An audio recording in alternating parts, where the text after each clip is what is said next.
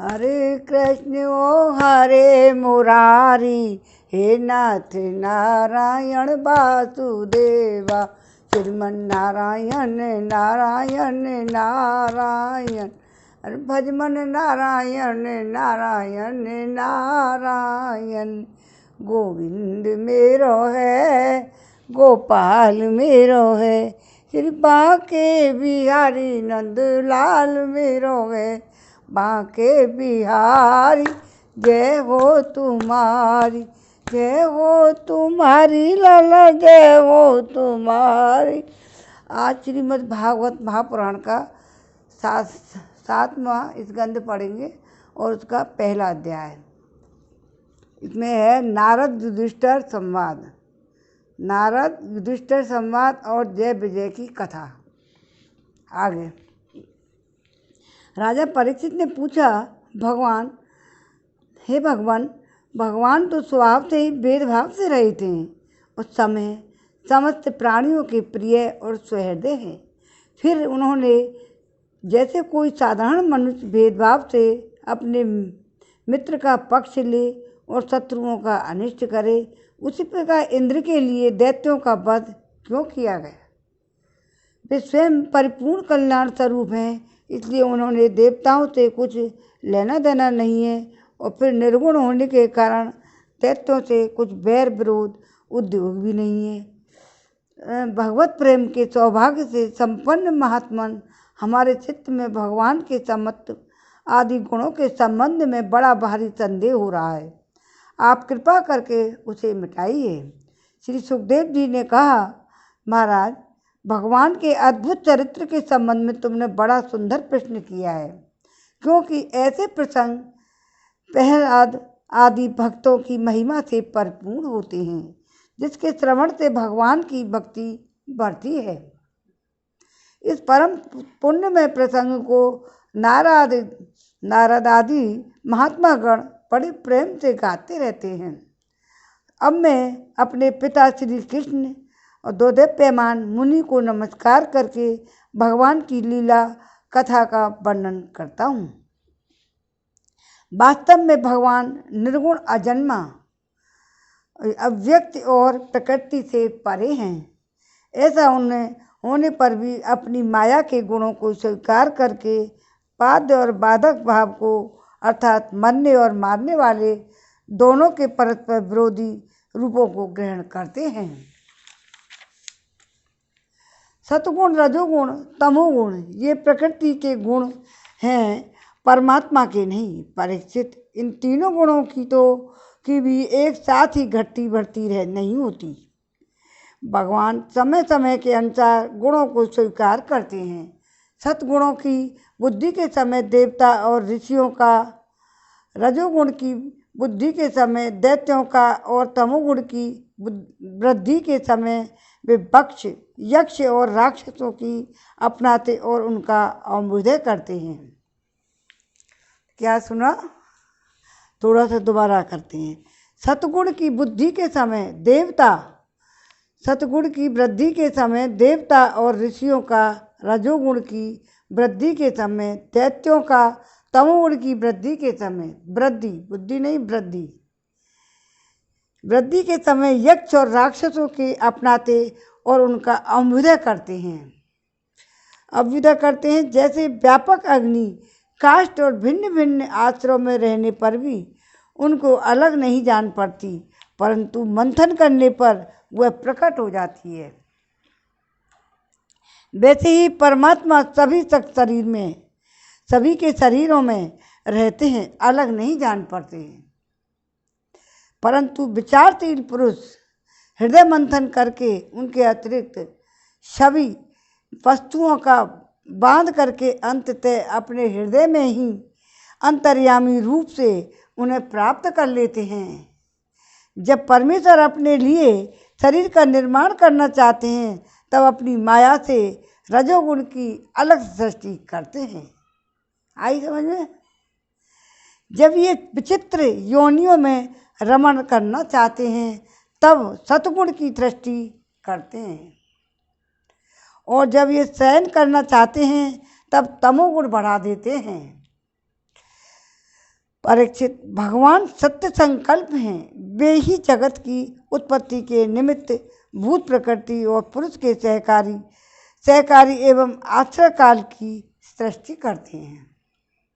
इसलिए वे काल के अधीन नहीं हैं, काल ही उनके अधीन है। हे राजन, ये काल स्वरूप ईश्वर जब सतगुण की वृद्धि करते हैं तब सत्य में देवताओं का बल बढ़ाते हैं और तभी वे परम यशस्वी देव प्रिय परमात्मा देव विरोधी रजोगुणी एवं तमोगुणी दैत्यों का संहार करते हैं। बस से बेसमी ही हैं। हे राजन, इसी विषय में देव ऋषि नारद जी ने बड़े प्रेम से एक इतिहास कहा था। यह उस समय की बात है जब राजसूय यज्ञ में तुम्हारे दादा युधिष्ठिर ने उनसे इस संबंध में एक प्रश्न किया था। उस महान राजसूय यज्ञ में राजा युधिष्ठिर ने अपनी आंखों के सामने बड़ी आश्चर्यजनक घटना देखी कि वे छेदराज शिशुपाल सबके देखते देखते भगवान श्री कृष्ण में समा गया। वहीं देव ऋषि नारद भी बैठे हुए थे। इस घटना से आश्चर्यचकित होकर राजा युधिष्ठिर ने बड़े बड़े मुनियों से भरी हुई सभा में उस यज्ञ मंडप में ही देव ऋषि नारद से यह प्रश्न किया। अब सुनो। युधिष्ठिर ने पूछा, अहो, यह तो बड़ी विचित्र बात है। परम तत्व भगवान श्री कृष्ण में समा जाना तो बड़े बड़े अनन्य भक्तों के लिए भी दुर्लभ है। फिर भगवान से द्वेष करने वाले शिशुपाल को यह गति कैसे मिली? नारद जी ने कहा, इसका रहस्य हम अब सभी जानते हैं कि पूर्व काल में भगवान की निंदा करने के कारण ऋषियों ने राजा वेन को नरक में डाल दिया था। यह दमघोष का लड़का पापात्मा शिशुपाल और दुर्बुद्धि दंतवक्त्र दोनों ही जब से तुतलाकर बोलने लगे थे तभी से अब तक भगवान से द्वेष ही करते रहे। अविनाशी परम ब्रह्म भगवान श्री कृष्ण को ये पानी पी पी कर गाली देते रहे, परंतु इसके फलस्वरूप न तो इनकी जीभ में कोड़ी हुआ और न ही घोर अंधकार में नरक की प्राप्ति हुई। प्रत्युत जिन भगवान की प्राप्ति अत्यंत कठिन है, उन्हीं में ये दोनों सबके देखते देखते अनायासी लीन हो गए। इसका क्या कारण है? हवा के झोंकों से लड़खड़ाती हुई दीपक की लौ के समान मेरी बुद्धि इस विषय में बहुत आगा पीछा कर रही है। आप सर्वज्ञ हैं, अतः इस अद्भुत घटना का रहस्य समझाइए। युधिष्ठिर जी ने नारद जी से पूछा। अब नारद जी बताएंगे। अब सुखदेव जी कहते हैं, सर्वसमर्थ देव ऋषि नारद राजा के यह प्रश्न सुनकर बहुत ही प्रसन्न हुए। उन्होंने युधिष्ठिर को संबोधित करके भरी सभा में सबके सुनते हुए यह कथा कही। नारद जी बोले, हे युधिष्ठिर, निंदा स्तुति सत्कार तिरस्कार क्या है? निंदा स्तुति सत्कार तिरस्कार इस शरीर के ही तो होते हैं, और इस शरीर की कल्पना प्रकृति और पुरुष का ठीक ठीक विवेक न होने के कारण ही हुई है। जब इस शरीर को ही अपना आत्मा मान लिया जाता है तब यह मैं हूँ और यह मेरा है, ऐसा भाव जब बन जाता है, यही सारे भेदभाव मूल हैं। इसी के कारण ताड़ना और दुर्वचनों से पीड़ा होती है। जिस शरीर में अभिमान हो जाता है कि यह मैं हूँ, उस शरीर में के बद से प्राणियों को अपना बद जान पड़ता है, किंतु भगवान में तो जीवों के समान ऐसा अभिमान है ही नहीं, क्योंकि वे सर्वात्मा हैं, अद्वितीय हैं और वे दूसरों को दंड देते हैं, वह भी उनके कल्याण के लिए ही, क्रोधवश अथवा द्वेषवश नहीं। तब भगवान के संबंध में हिंसा की कल्पना तो की ही कैसे जा सकती है? इसलिए चाहे सुदृढ़ बैर भाव से या बैरहीन भक्ति भाव से, भय से, स्नेह से अथवा कामना से, कैसे भी हो, भगवान में अपना मन पूर्ण रूप से लगा देना चाहिए। भगवान की दृष्टि से इन भावों में कोई भेद नहीं है। दुष्टन, मेरा तो ऐसा दृढ़ निश्चय है कि मनुष्य बैर भाव से भगवान में जितना तन्मय हो जाता है उतना भक्ति योग से नहीं होता। भृंगी कीड़े को लाकर भीत पर अपने छिद्र में बंद कर देता है और वह भय और उद्वेग से भृंगी का चिंतन करते करते उसके जैसा ही हो जाता है। यही बात भगवान श्री कृष्ण के संबंध में भी है। लीला के द्वारा मनुष्य मालूम पड़ते हुए कि ये सर्वशक्तिमान भगवान ही तो हैं, इनसे वैर करने वाले भी इनका चिंतन करते करते पाप रहित होकर इन्हीं को प्राप्त हो गए। जैसे कंस, शिशुपाल, एक नहीं अनेकों मनुष्य काम से, द्वेष से, भय से, स्नेह से अपने मन को भगवान में लगाकर एवं अपने सारे पाप धोकर उसी प्रकार भगवान को प्राप्त हुए हैं जैसे भक्त भक्ति से हुआ है। महाराज, गोपियों ने भगवान से मिलने की तीव्र कामरता प्रेम से, और कंस ने भय से, और शिशुपाल, दंत वक्त आदि राजाओं ने द्वेष से, और यदुवंशियों ने परिवार के संबंध से, और तुम लोगों ने स्नेह से, और हम लोगों ने भक्ति से अपने मन को भगवान में लगाया है। सब ने अपने अलग अलग तरीके से किया है, लेकिन भगवान में ही लगाए। भक्तों के अतिरिक्त जो 5 प्रकार के भगवान के चिंतन करने वाले हैं उनमें से राजा वेन की तो किसी में भी गणना नहीं होती, क्योंकि उसने किसी भी प्रकार से भगवान में मन नहीं लगाया था। सारांश यह है कि चाहे जैसे हो अपना मन भगवान श्री कृष्ण में तन्मय कर देना चाहिए। महाराज, फिर तुम्हारे मौसेरे भाई शिशुपाल और दंतवक्त्र दोनों ही विष्णु भगवान के मुख्य पार्षद थे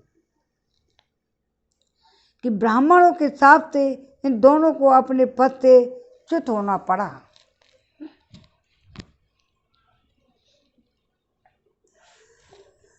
युधिष्ठिर ने पूछा नारद जी, भगवान के पार्षदों को भी प्रभावित करने वाला यह शाप किसने दिया था तथा यह कैसा था? भगवान के अनन्य प्रेमी फिर जन्म मृत्यु में संसार में आए, और यह बात तो कुछ अविश्वसनीय सी मालूम पड़ती है।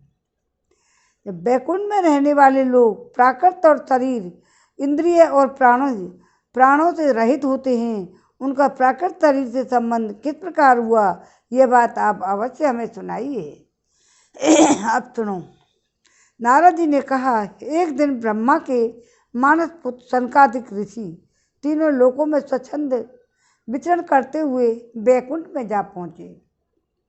यूँ तो वे सबसे प्राचीन हैं, परंतु जान पड़ते हैं ऐसे मानो 5-6 बरस के बच्चे हों। वस्त्र भी नहीं पहनते। उन्हें साधारण बालक समझकर द्वारपालों ने उनको भीतर जाने से रोक दिया। इस पर वे क्रोधित से हो गए और उन्होंने द्वारपालों को शाप दिया कि मूर्खों, भगवान विष्णु के चरण तो रजोगुण और तमोगुण से रहित हैं। तुम दोनों इनके समीप निवास करने योग्य नहीं हो, इसलिए शीघ्र ही तुम यहाँ से पापमयी असुर योनि में जाओ। उनके इस प्रकार शाप देते ही जब वे वैकुंठ से नीचे गिरने लगे, तब उन कृपालु महात्माओं ने कहा, अच्छा 3 जन्मों में इस शाप को भोग कर तुम लोग फिर इसी वैकुंठ में आ जाना। युधिष्ठिर, ये ही दोनों दिति के पुत्र हुए। उनमें बड़े का नाम हिरण्याकश्यप था और उससे छोटे का नाम हिरण्याक्ष। दैत्य और दानवों के समाज में यही दोनों सर्वश्रेष्ठ थे। विष्णु भगवान ने नरसिंह का रूप धारण करके हिरण्याकश्यप को और पृथ्वी का उद्धार करने के समय बारह अवतार ग्रहण करके हिरण्याक्ष को मारा था। हिरण्याक्ष को हिरण्यकश्यप ने अपने पुत्र प्रहलाद को भगवत प्रेम की होने के कारण मार डालना चाहा। इसके लिए उन्हें बहुत सी यातनाएं दी, परंतु प्रहलाद सर्वात्मा भगवान के परम प्रिय हो चुके थे, समदर्शी हो चुके थे। उनके हृदय में अटल शांति थी। भगवान के प्रभाव से ही वे सुरक्षित थे। इसलिए तरह तरह की चेष्टा करने पर भी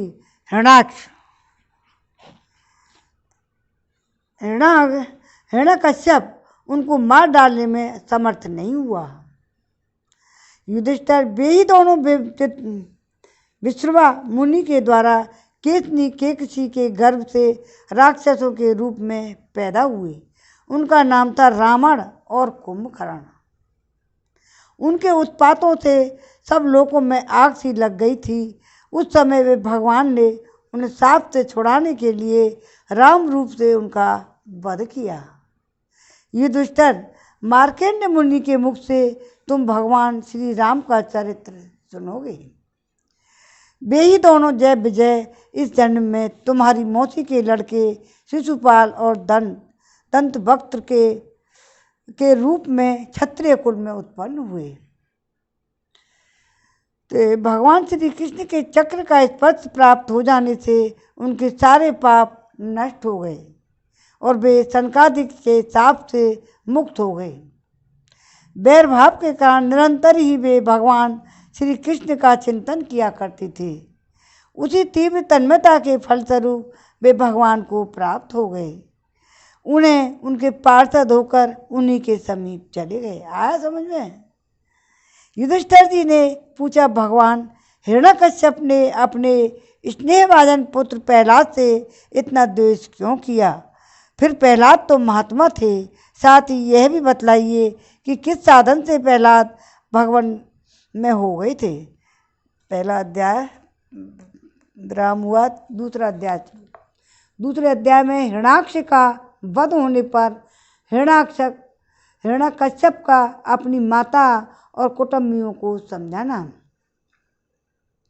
नारद जी ने कहा, हे युधिष्ठिर, जब भगवान ने 12 अवतार धारण करके हिरण्याक्ष को मार डाला तो भाई के इस प्रकार मारे जाने पर हिरण्यकश्यप रोष से जल भुन गया और शोक से संतृप्त हो उठा। तब वह क्रोध से कांपता हुआ अपने दांतों से बार बार होठ चबाने लगा। क्रोध से दहकती हुई आंखों की आग की धुएं से धूमिल हुए आकाश की ओर देखता हुआ वह कहने लगा। उस समय विकराल दाढ़ों और आग उगलने वाली उग्र दृष्टि चढ़ी हुई भौहों के कारण उसका मुंह देखा नहीं जाता था। भरी सभा में त्रिशूल उठाकर उसने त्रिमूर्धा, त्रक्ष, संभर, सतबाहु, हैग्रीव, नमुच, पाक, इलवल, विप्रचित्त, पुलोमा, शकुन आदि को संबोधन करके कहा, दैत्य और दानवों, तुम सब लोग मेरी बात सुन लो और इसके बाद जैसे मैं कहता हूँ वैसे ही करो। तुम्हें यह ज्ञात है कि मेरे क्षुद्र शत्रुओं ने मेरे परम प्यारे और हितैषी भाई को विष्णु से मरवा डाला है। यदि वह देवता और दैत्य दोनों के प्रति समान है, तथापि दौड़ धूप और अनुभव विनय करके देवताओं ने उसे अपने पक्ष में कर लिया है। यह विष्णु पहले तो बड़ा शुद्ध और निष्पक्ष था, परंतु अब माया से वराह आदि रूप धारण करने लगा है। अपने स्वभाव से ही च्युत हो गया है। बच्चे की तरह जो उसकी सेवा करे उसी की ओर हो जाता है। उसका चित्त स्थिर नहीं है। अब मैं अपने इस शूल से उसका गला काट डालूंगा और उसके खून की धारा से अपने रुद्र प्रेमी भाई का तर्पण करूंगा। तब कहीं मेरे हृदय की पीड़ा शांत होगी। उस मायावी शत्रु के नष्ट होने पर, पेड़ की जड़ कट जाने पर डालियों की तरह सब देवता अपने आप सूख जाएंगे, क्योंकि उनका जीवन तो विष्णु ही है। ये इसलिए दैत्य सभी विष्णु से वैर विरोध किया करते थे। इसलिए तुम लोग इसी समय पृथ्वी पर जाओ। आजकल वहाँ ब्राह्मण और क्षत्रियों की बहुत भर्ती हो गई है। वहाँ जो लोग तपस्या कर रहे हैं और यज्ञ, स्वाध्याय, व्रत आदि, दान आदि शुभ कर्म कर रहे हों उन सबको मार डालो। विष्णु की जड़ है कि दुजातियों का धर्म कर्म, क्योंकि यज्ञ और धर्म उसके स्वरूप हैं। देवता, ऋषि, पितर, समस्त प्राणी और धर्म का वही परम आश्रय है। जहाँ जहाँ ब्राह्मण, गाय, वेद, वर्णाश्रम और धर्म कर्म हो, उन उन देशों में तुम लोग जाओ और उन्हें जला दो और उखाड़ डालो। दैत्य तो स्वभाव से ही लोगों को सताकर सुखी होते हैं। दैत्यराज हिरण्यकश्यप की आज्ञा उन्होंने बड़े आदर से सिर झुका करके स्वीकार कर ली और उसी के अनुसार जनता का नाश करने लगे। उन्होंने नगर, गांव, गाँवों के रहने के स्थान, बगीचे, खेत, टहलने के स्थान, ऋषियों के आश्रम, रत्न आदि को खाने, किसानों की बस्तियां, तराई के गांव, आहीरों की बस्तियां और व्यापार के केंद्र, बड़े बड़े नगर जला डाले। कुछ दैत्यों ने तो खोदने के शस्त्रों से बड़े बड़े पुल और परकोटे नगर के फाटकों को तोड़ फोड़ डाला और दूसरों ने कुल्हाड़ियों से फले फूले हरे भरे पेड़ काट डाले। कुछ दैत्यों ने जलती हुई लकड़ियों से लोगों को घर जला दिए। इस प्रकार दैत्यों ने निरीह प्रजा का बड़ा ही उत्पीड़न किया। उस समय देवता लोग स्वर्ग छोड़कर छिपे रूप से पृथ्वी में विचरण करते थे। युधिष्ठिर भाई की मृत्यु से हिरण्यकश्यप को बड़ा ही दुख हुआ था। जब उसने अपनी अंत्येष्टि क्रिया से छुट्टी पाली तब शकुन, नवसंबर, दृष्ट, भूत संतापन, वृक, कालनाभ, महानाभ, हरित महिष्रु और उत्कच अपने इन भतीजों को सांत्वना दी। उनकी माता रूसा भानु को और अपनी माता दिति को देश काल के अनुसार मधुर वाणी से समझाते हुए कहा। हिरण्यकश्यप ने कहा, मेरी प्यारी माँ, बहू और पुत्रों, तुम्हें हिरण्याक्ष के लिए किसी प्रकार का शोक नहीं करना चाहिए। वीर पुरुष तो ऐसा चाहते ही हैं कि लड़ाई के मैदान में अपने शत्रु के सामने उसके दांत खट्टे करके प्राण त्याग करें। वीरों के लिए ऐसी ही मृत्यु श्लाघनीय होती है। और देवी, जैसे प्याऊ पर बहुत से लोग इकट्ठे हो जाते हैं परंतु उनका मिलना जुलना थोड़ी देर के लिए होता है, वैसे ही अपने कर्मों के फेर से दैववश जीव भी मिलते हैं और बिछुड़ते हैं। वास्तव में आत्मा नित्य अविनाशी, शुद्ध और सर्वगत, सर्वज्ञ और देह, इंद्रिय आदि से पृथक हैं। वह अपनी अविद्या से ही देह आदि को सृष्टि करके भोगों के साधन शुभ शरीर को स्वीकार करता है। जैसे हिलते हुए पानी के साथ साथ उसमें प्रतिबिंबित होने वाले वृक्ष भी हिलते से न जान पड़ते हैं। घुमाई जाती हुई आँखों के साथ सारी पृथ्वी ही घूमती सी दिखाई देती है। हे कल्याणी, वैसे ही विषयों के कारण मन भटकने लगता है और वास्तव में निर्विकार होने पर भी उसी के समान आत्मा भी भटकता हुआ सा जान पड़ता है। उसका स्थूल और सूक्ष्म शरीर से कोई संबंध नहीं है, फिर भी वह संबंधी सा जान पड़ता है। सब प्रकार से शरीर रहित आत्मा को शरीर समझ लेना यही तो अज्ञान है। इसी से प्रिय अथवा अप्रिय वस्तुओं का मिलना और बिछुड़ना होता है। इसी से कर्मों के साथ संबंध हो जाने के कारण संसार में भटकना पड़ता है।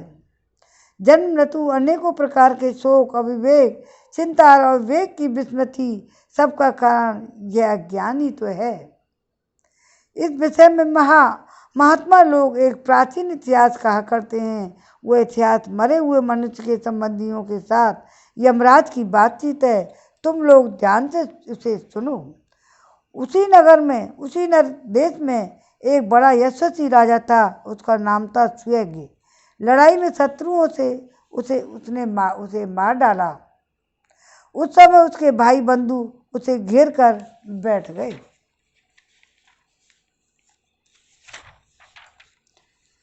उसका जड़ाऊ कवच छिन्न भिन्न हो गया था। गहने और मालाएं तहस नहस हो गई थी। बाणों की मार से कलेजा फट गया था। शरीर खून से लथपथ हो था। बाल बिखर गए थे। आंखें धस गई थी, क्रोध के मारे दांतों से उसके होठ दबे हुए थे, कमल के समान मुख धूल से ढक गया था। युद्ध में उसके वस्त्र और शस्त्र आदि उसके शस्त्र और बाहें सब कट गई थीं। रानियों को दैववश अपने पतिदेव उसी नरेश की यह दशा देखकर बहुत बड़ा दुख हुआ। हाय नाथ, हम अभाग्नि तो बेमौत ही मारी गईं। सो यूँ कहकर बार बार जोर जोर से छाती पीटती हुई अपने स्वामी के चरणों में पास में गिर पड़ी और जोर जोर से इतना रोने लगी कि उनके कुछ कुमकुम से मिलकर बहते हुए लाल लाल आंसुओं ने प्रियतम के पाद पद्म पखार दिए और उनके केस और गहने इधर उधर बिखर गए। वे करुण क्रंदन के कारण से विलाप कर रही थी, जिसे सुनकर मनुष्यों के हृदय में शोक का संचार हो जाता है। हाय विधाता, आप बड़ा क्रूर है। स्वामिन उसी ने आज आपको हमारी आंखों से ओझल कर दिया है। पहले तो आप समस्त देशवासियों के जीवन दाता थे, आज उसी ने आपको ऐसा बना दिया है। आप हमारा शोक बढ़ा रहे हैं। पतिदेव, आप हमसे बड़ा प्रेम करते थे, हमारी थोड़ी सी सेवा को भी बड़ी सेवा मानते थे। हाय नाथ, हम आपके बिना हम कैसे रह सकेंगी। हम आपके चरणों की चेरी हैं। वीरवर, आप जहाँ जा रहे हैं वहीं चलने की हमें भी आज्ञा दीजिए। वे अपनी पति की लाश पकड़कर इसी प्रकार विलाप करती रहीं। उस मुर्दे को वहाँ से दाह के लिए जाने देने की उनकी इच्छा नहीं होती थी। इतने में ही सूर्यास्त हो गया। उस समय उसी नर राजा के संबंधियों ने जो विलाप किया था उसे सुनकर वहाँ स्वयं यमराज बालक के वेश में आए और उन्होंने लोगों से कहा। यमराज बोले, बड़े आश्चर्य की बात है, ये लोग मुझसे सयाने हैं, बराबर लोगों का मरना जीना देखते हैं, फिर भी इतने मूढ़ हो रहे हैं। अरे, यह मनुष्य जहाँ से आया था वहीं चला गया है। इन लोगों को भी एक न एक दिन वहीं जाना है। फिर झूठ मूठ वे लोग इतना शोक क्यों करते हैं। हम तो तुमसे लाख गुने अच्छे हैं, परम धन्य हैं, क्योंकि हमारे माँ बाप ने हमें छोड़ दिया है। हमारे शरीर में पर्याप्त बल भी नहीं है, फिर भी हमें कोई चिंता नहीं है। भेड़िया आदि हिंसक जंतु हमारा बाल भी बांका नहीं कर सकते। जिसने कर्म रक्षा की थी वही इस जीवन में भी हमारी रक्षा करता रहता है। और देवियों, जो अविनाशी ईश्वर अपनी मौत से इस जगत में बनाता है और रखता है और बिगाड़ देता है, उस प्रभु का एक खिलौना मात्र है। वह इस चराचर जगत की दंड या पुरस्कार देने में समर्थ है। भाग्य अनुकूल हो तो रास्ते में गिरी हुई वस्तु भी ज्यों की त्यों पड़ी मिल जाती है, परंतु भाग्य के प्रतिकूल होने पर घर के भीतर तिजोरी में रखी हुई वस्तु भी खो जाती है। जीव बिना किसी सहारे के देव की दया दृष्टि से जंगल में भी बहुत दिनों तक जीवित रहता है, परंतु देव के विपरीत होने पर घर में सुरक्षित रहने पर भी आदमी मर जाता है। रानियों, सभी प्राणियों की मृत्यु अपने पूर्व जन्मों के कर्म वासना के अनुसार समय पर होती है और उसी के अनुसार उनका जन्म भी होता है, परंतु आत्मा शरीर से अत्यंत भिन्न है, इसलिए वह उसमें रहने पर भी उसके जन्म मृत्यु आदि धर्मों से अछूता ही रहता है। जैसे मनुष्य अपने मकान को अपने से अलग और मिट्टी का समझता है, वैसे यह शरीर भी अलग और मिट्टी का है। मोहब्बत वह इसे अपना समझ बैठता है।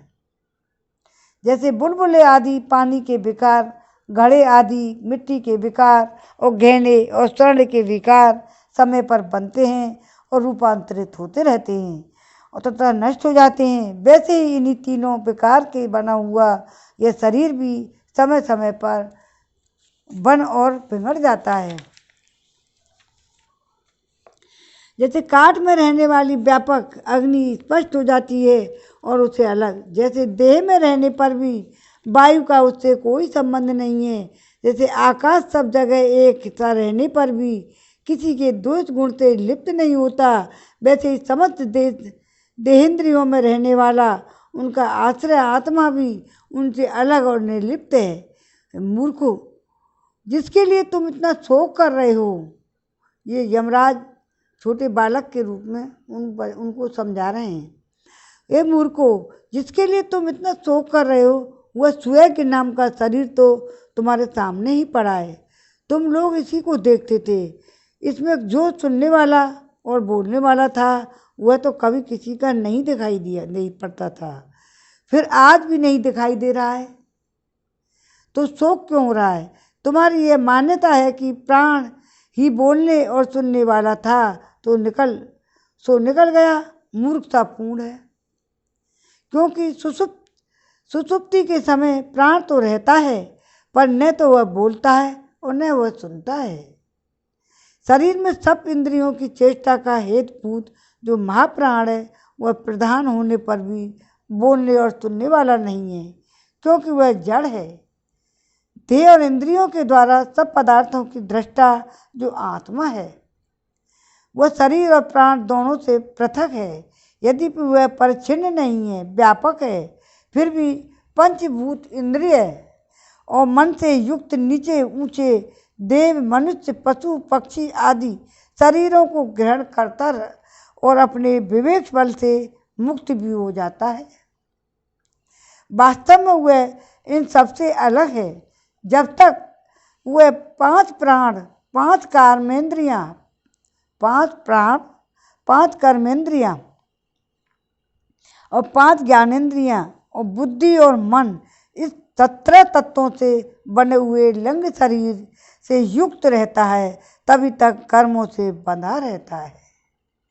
और इस सब बंधन के कारण ही माया से होने वाले मोह और कलेश बराबर उसके पीछे पड़े रहते हैं। प्रकृति के गुणों और उनकी बनी हुई वस्तुओं को सत्य समझना अथवा कहना झूठ मूठ का दुराग्रह है। मनोरथ के समय की कल्पित और स्वप्न के समय की दिख पड़ने वाली वस्तुओं के समान इंद्रियों के द्वारा जो कुछ ग्रहण किया जाता है, वह सब मिथ्या है, झूठा है संसार।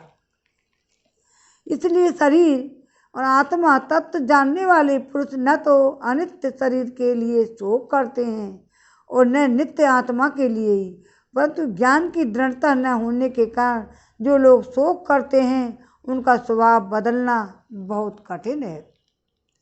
किसी जंगल में एक बहेलिया रहता था। कौन रहता था? एक बहेलिया। वह बहेलिया क्या था? विधाता ने मानो उसे पक्षियों के काल रूप में ही रच रखा था।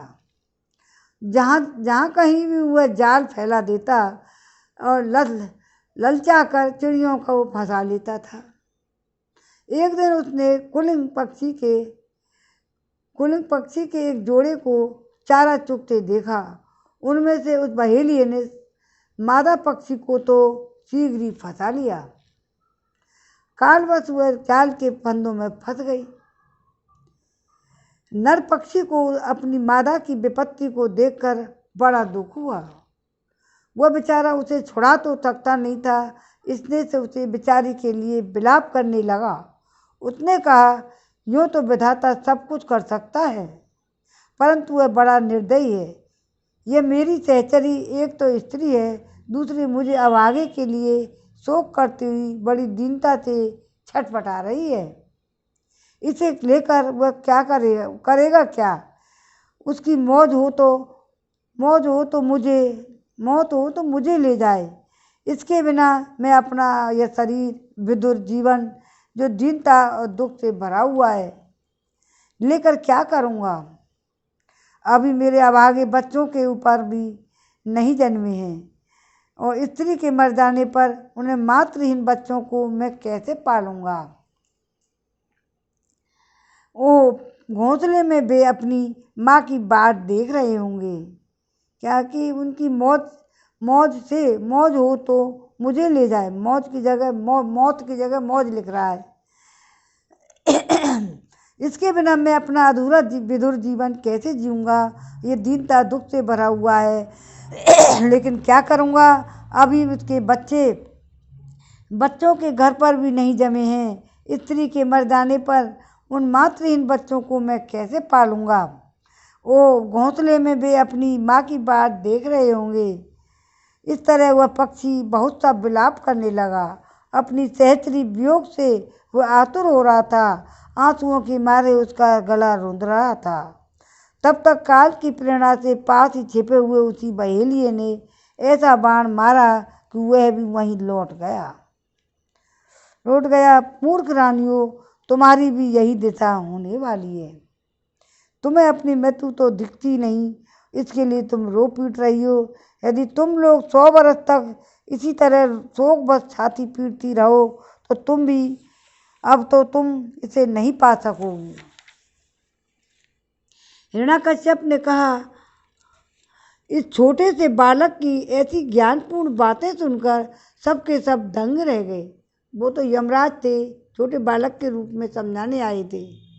उसी नरेश के भाई बंधु और स्त्रियों ने यह बात समझ ली कि समस्त संसार, इसके सुख दुख अनित्य और एवं मिथ्या है। यमराज यह उपाख्यान सुनाकर वहीं अंतर्धान हो गए।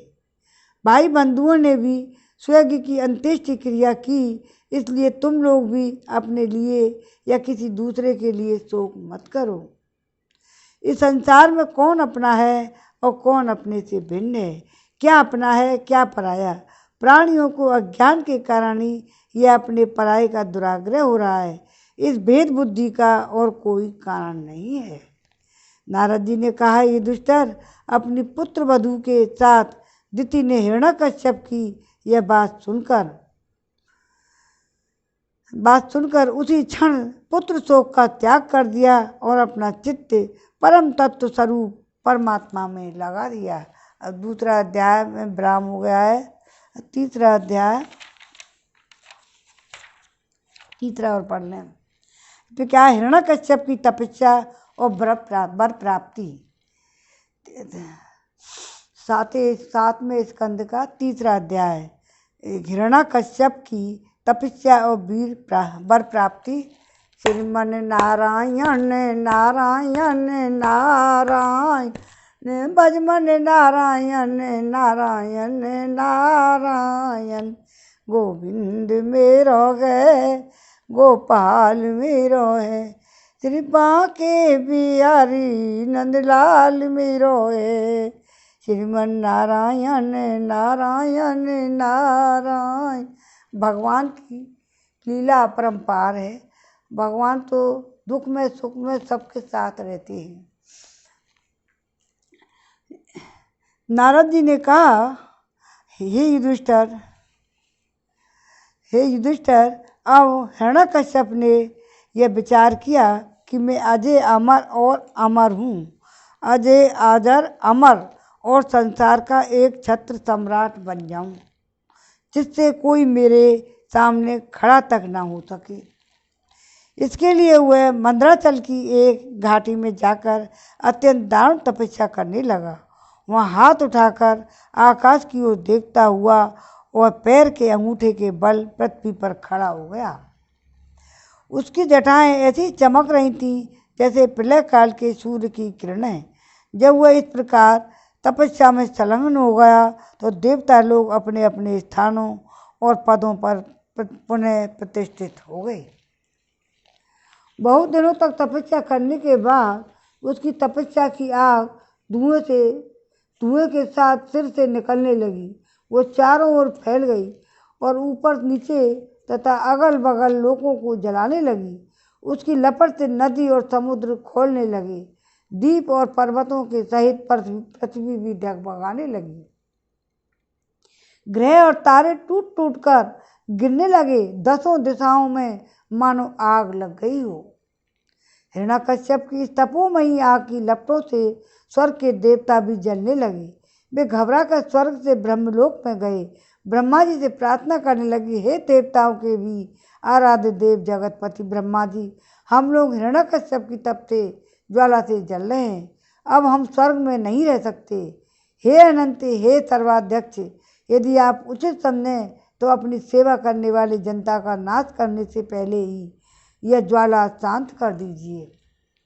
भगवान, अब आप सब कुछ जानते ही हैं, फिर भी हम अपनी ओर से आपसे यह निवेदन कर देते हैं कि वह किस अभिप्राय से यह घोर तपस्या कर रहा है। सुनिए, उसका विचार है कि जैसे ब्रह्मा जी अपनी तपस्या और योग के प्रभाव से इस चराचर जगत की सृष्टि करके सब लोगों से ऊपर सत्य लोक में विराजते हैं, वैसे ही मैं भी अपनी उग्र तपस्या और योग के प्रभाव से वही पद प्राप्त कर लूँ, वही स्थान में प्राप्त कर लूँ। इसलिए वो तपस्या कर रहा है, क्योंकि समय असीम है और आत्मा नित्य है। एक जन्म में नहीं, अनेक जन्म, एक युग में नहीं, ऐसा ही अनेक युगों में अपनी तपस्या की शक्ति से मैं पाप पुण्यादि के नियमों को पलटकर इस संसार को ऐसा उलटफेर कर दूंगा जैसे पहले कभी नहीं था। वैष्णवादि पदों में तो रखा ही क्या है, क्योंकि कल्प अंत में उन्हें भी काल के गाल में चला जाना पड़ता है। हमने सुना है कि ऐसा हट करके ही वह घोर तपस्या में जुटा हुआ है। आप तीनों लोगों की स्वामी हैं, अब आप जो उचित समझें वही करें। ब्रह्मा जी, आपका यह सर्वश्रेष्ठ परमेष्टि पद ब्राह्मण एवं गौओं की वृद्धि और कल्याण, विभूति, कुशल और विजय के लिए है। यदि यह हिरण्यकश्यप के हाथों में चला गया तो सज्जनों पर संकटों का पहाड़ टूट पड़ेगा। युधिष्ठिर, जब देवताओं ने इस प्रकार भगवान ब्रह्मा जी से इस प्रकार निवेदन किया, तब वे भृगु और दक्ष प्रजापतियों के साथ हिरण्यकश्यप के आश्रम पर गए। वहाँ जाने पर पहले तो वे उसे देख ही नहीं सके, क्योंकि दीमक की मिट्टी की घास और बांसों से शरीर ढक गया था। चींटियाँ उसकी मेदा, त्वचा, मांस और खून चाट गई थी। बादलों से ढके हुए सूर्य के समान वह अपनी तपस्या की तेज से लोगों को तपा रहा था। उसकी देख कर ब्रह्मा जी भी विस्मित हो गए। उन्होंने हंसते हुए कहा, ब्रह्मा जी ने कहा, बेटा हिरण्यकश्यप, उठो उठो, तुम्हारा कल्याण हो। कश्यप नंदन, अब तुम्हारी तपस्या सिद्ध हो गई है। मैं तुम्हें वर देने के लिए आया हूँ। तुम्हारी जो इच्छा हो बेखटक मांग लो। मैंने तुम्हारी हृदय का अद्भुत बल देखा है। अरे, डांसों से तुम्हारी देह खा डाली है, फिर भी तुम्हारे प्राण हड्डियों के सहारे टिके हुए हैं। ऐसी कठिन तपस्या न तो पहले किसी ने की है, किसी ऋषि ने की थी, और न आगे ही कोई करेगा। भला ऐसा कौन है जो देवताओं के 100 वर्षों तक बिना पानी के जीता रहे। बेटा हिरण्यकश्यप, तुम्हारा यह काम बड़े बड़े भी धीर पुरुष भी कठिनता से कर सकते हैं। तुमने इस तपोनिष्ठा से मुझे अपने बस में कर लिया है। दैत्य शिरोमणि, इसी से प्रसन्न होकर मैं तुम्हें जो कुछ मांगो वही देता हूँ। और मैं हूँ अमर, अतः मैं तुम्हें दर्शन निष्फल नहीं हो सकता। तुम्हें मेरा यह दर्शन निष्फल नहीं हो सकता। नारद जी कहते हैं, युधिष्ठिर, इतना कहकर ब्रह्मा जी ने उसके चींटियों से खाए हुए शरीर पर अपने कमंडल का दिव्य अमोघ प्रभावशाली जल छिड़क दिया।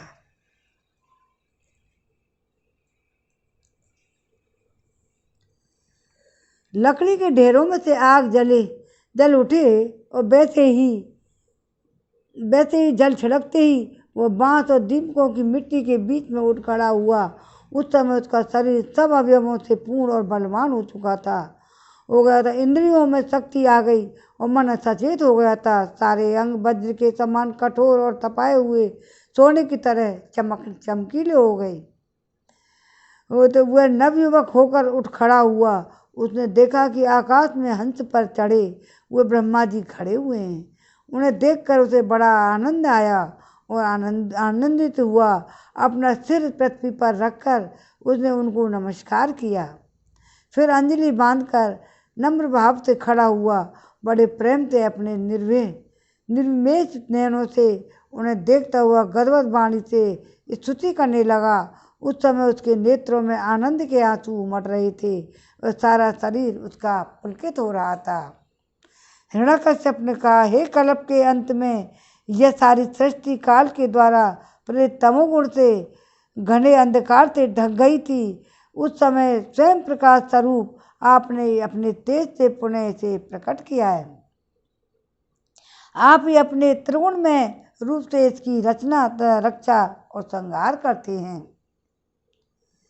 आप रजोगुण, सत्वगुण और तमोगुण के आते हैं। आप ही सबसे परे और महान हैं। आपको मैं नमस्कार करता हूँ। आप ही जगत के मूल कारण हैं। ज्ञान और विज्ञान आपकी मूर्ति हैं। प्राण, इंद्रिय, मन और बुद्धि आदि विकारों के द्वारा आपने अपने को प्रकट किया है। आप मुख्य प्राण सूत्रात्मा के रूप में चराचर जगत के अपने नियंत्रण में रखते हैं। आप ही प्रजा के रक्षक भी हैं। हे भगवान, चित्त, चेतना, मन और इंद्रियों के स्वामी आप ही हैं। पंचभूत शब्दादि विषय और उनके संस्कारों की रचयिता भी महत्व तत्व के रूप में आप ही हैं। जो वेद होता है, अर्धर्यु और ब्रह्मा और उद्गाता इन ऋतज्ञों से होने वाले यज्ञ का प्रतिपादन करते हैं। वे आपके ही शरीर हैं। उन्हीं के द्वारा अग्निष्टम, टोम आदि 7 यज्ञों का आप विस्तार करते हैं। आप ही संपूर्ण प्राणियों के आत्मा हैं, क्योंकि आप ही अनादि, अनंत और अपार सर्वज्ञ हैं और अंतर्यामी हैं।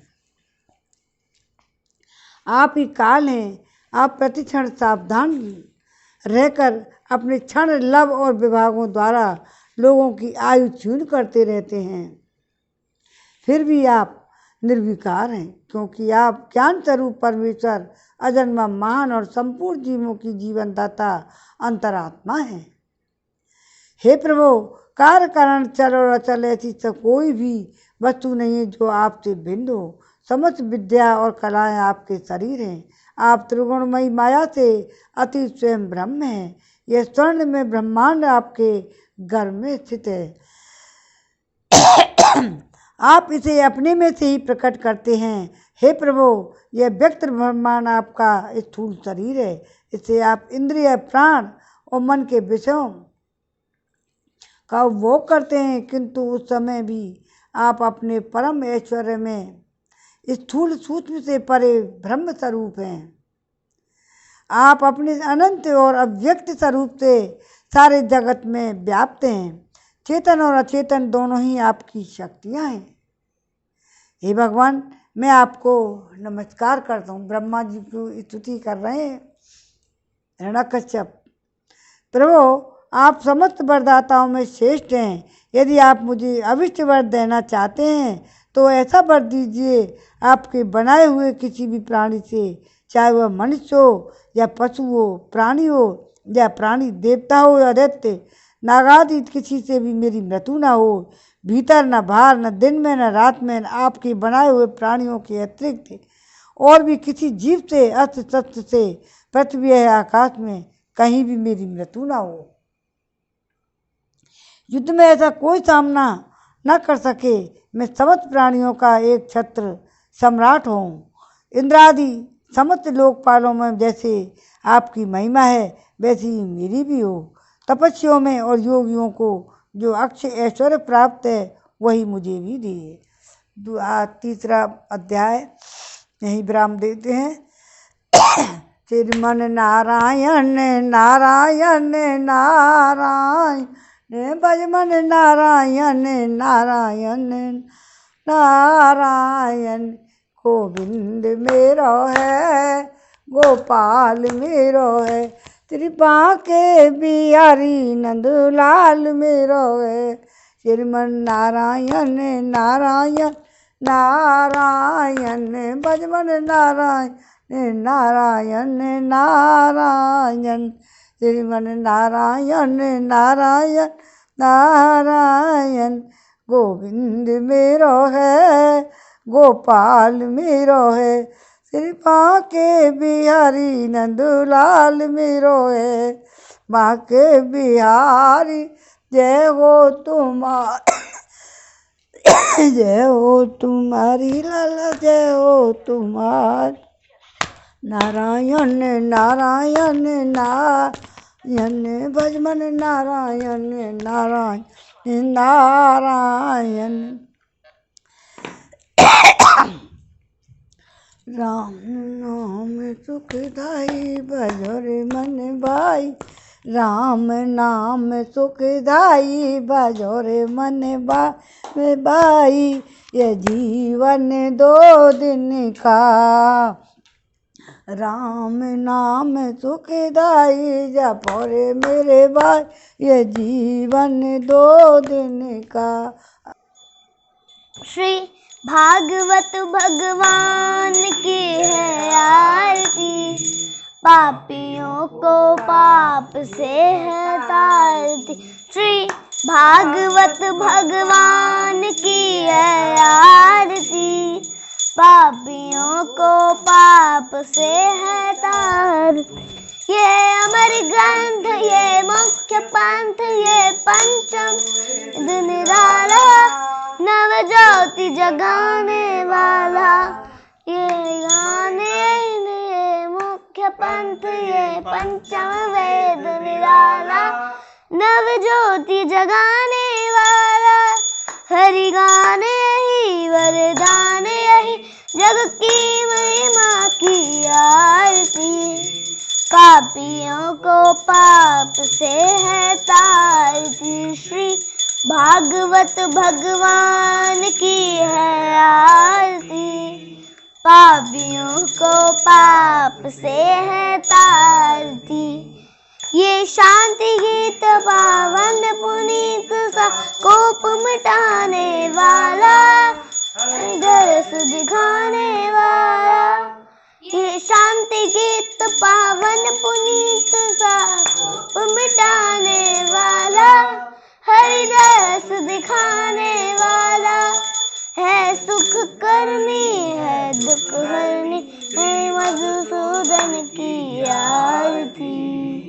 पापियों को पाप से है तारती, श्री भागवत भगवान की है आरती। पापियों को पाप से है तारती। ये मधुर बोल जगबंद को मार्ग दिखाने वाला, बिगड़ी को बनाने वाला। ये मधुर बोल जगबंद खोल सन्मार्ग दिखाने वाला, बिगड़ी को बनाने वाला। श्री राम यही घनश्याम यही, प्रभु की महिमा की आरती। पापियों को पाप से तारती, श्री भागवत भगवान की है आरती। पापियों को पाप से है तारती। आम नमो भगवते वासुदेवाय नमः। आज के आनंद की जय।